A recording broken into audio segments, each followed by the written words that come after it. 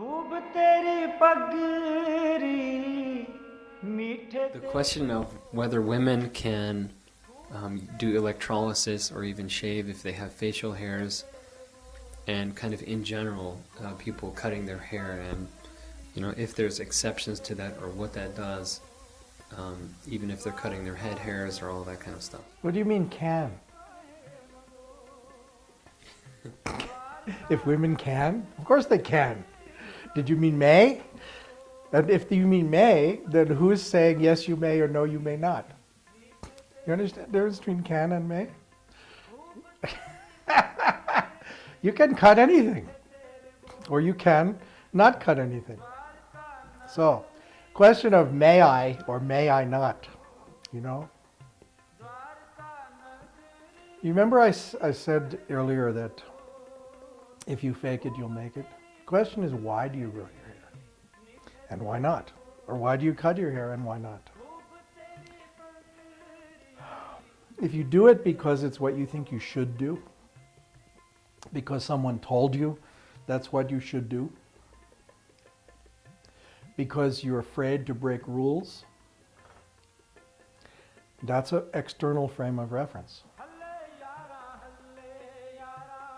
If you do it because you are intimately familiar with your own hairs,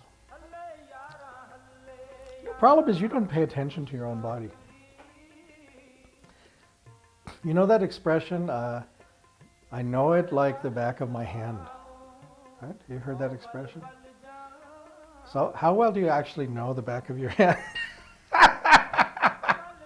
When's the last time you studied it? When's the last time you studied your hairs?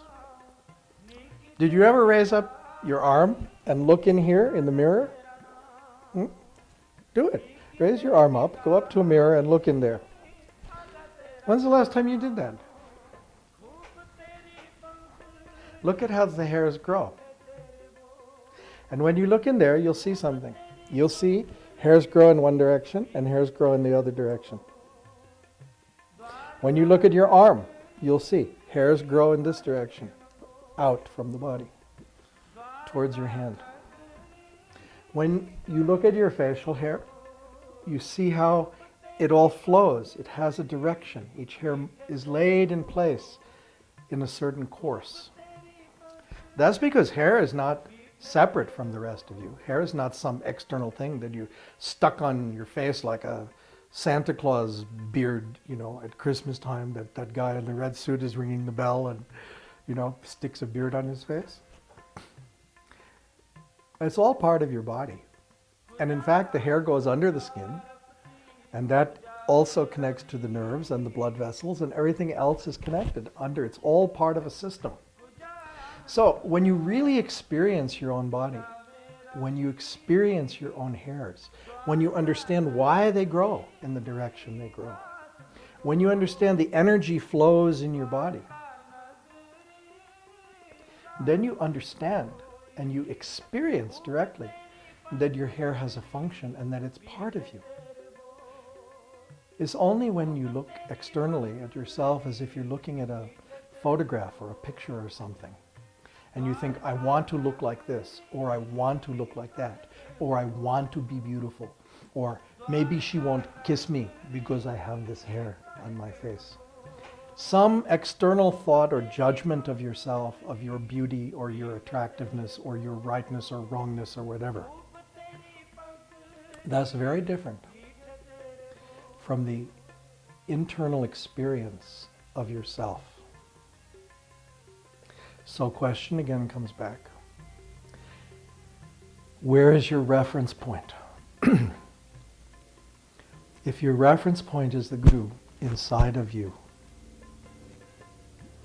then in your awareness you are aware of your own fingers, you are aware of your own nose, you are aware of your own brain, and you are aware of your hairs as part of a system, as part of your being, this physical vehicle that carries your soul. So, why to cut hairs? You think, I'm not beautiful? If I trim this, cut this, color this, blah, blah, blah, then I'll be beautiful? You feel embarrassed. You feel you want to look like somebody else. Some picture in a magazine, some sports guy, something. You want to look like something else. Why? It's not a question of right and wrong. Nothing is right or wrong. It's thinking that makes it so. But things are the way they are. So, question is, do you understand how they are? Do you experience how they are? Is that experience real to you? When you have that experience, there's no question about hair. I mean, why not cut off your nose? It's part of your body. Hair is just another part of your body. Why cut it? Right? You want to choose what parts of your body to cut off and not to cut off? You look very pretty like that. For your typical guy, it has to do with your beard and your mustache and maybe your hair. For your typical girl, it has to do with your underarm hair and leg hair, because it's a matter of what society expects. See, instead of talking about the scientific functions of all the different hairs, which we can discuss what this hair does, why this hair is here, what the hair on your leg does, because all of this hair has a function, right? So you can discuss it from the point of view of function, or you can discuss it from the bigger picture of understanding that it grows there for a reason and it's part of your body, and you experience it. But if you want me to do some scientific analysis of the hairs, I can do that. Well, just to touch, because people like to have different things motivate different people, and it helps to have as many different things to reinforce the reason. And I think I've always related to hair as it's there for a purpose, and it helps to know, scientifically, or even some background, at least some information of why it is there. What's the purpose? And my reply to you is experience it. Don't take my word for it. I'm the big authority. I'm going to tell you hair is this and hair is that. If you don't experience your own hair, then cut it off and experience without it what it feels like. Then you'll know why you have it. I mean, it has to be your experience. You have to understand it yourself. And if you don't tune into your hair, if you don't experience your hair, if you don't understand this hair is here, and sometimes you have a drip and it catches in your eyebrow protects your eye. It's there for a purpose. The hair under your arm is an insulator between the motion from the arm to the torso. All of these different hairs have a different function, but you have to experience it. Well, you can take my word for it, I'm the big authority. Right? I give you a table of hairs and you can look up each hair. Hair number 3,864 does this. I mean, have an experience. But not everybody is so sensitive and tuned in with their body. Then become sensitive and tuned in. Because, just an example from me, like I've found that in terms of having your hair up in a turban and having it down, I've noticed it's quite a different experience. Maybe somebody who's not as sensitive might not notice a difference, but it's like having your hair up and in the turban, it's like you're focused, you're ready. It's like, it's a very conscious difference than if I were to have my hair down in a ponytail. When I go to sleep, I comb it down and I put it back, and that's kind of like a relaxed, a different, more scattered energy. So some people, unless you shared those experiences, they might not even realize or be paying attention to that. So anyways. Okay, you just got a message from Grumastik, who's off camera, and the message is, pay attention. That's a beautiful message. Thank you for that. Pay attention and have an experience. You're too much in your mind. You always want to think about things, and why this and why that, and pros and cons, and should I do this and should I do that. Tune in. You have this miraculous, incredible, amazing vehicle that the Creator gave you in this life. You take better care of your car than you take of this vehicle. Why not take good care of both of them? Every vehicle is there to serve you.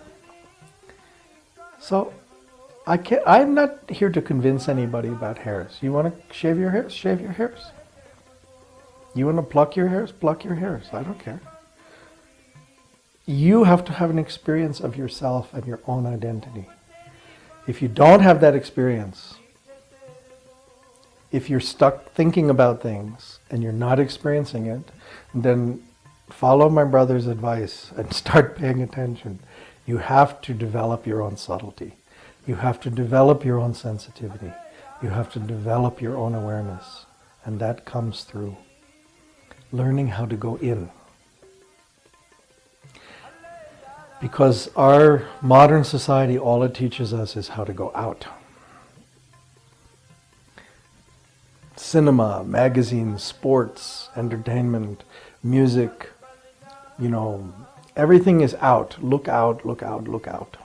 And so everybody's reference point is outside. So I'm not saying don't go out. That's what your senses do. Your senses go out. But if you don't know how to see with your eyes closed, if you don't know how to see with your eyes closed, it's time you begin to develop that skill. Because you have to balance in and out. It's a balance. Don't be out of balance. Learn how to balance yourself. Have the experience. You're not going to get it from listening to me. So, follow Guru Mastik's advice. Pay attention.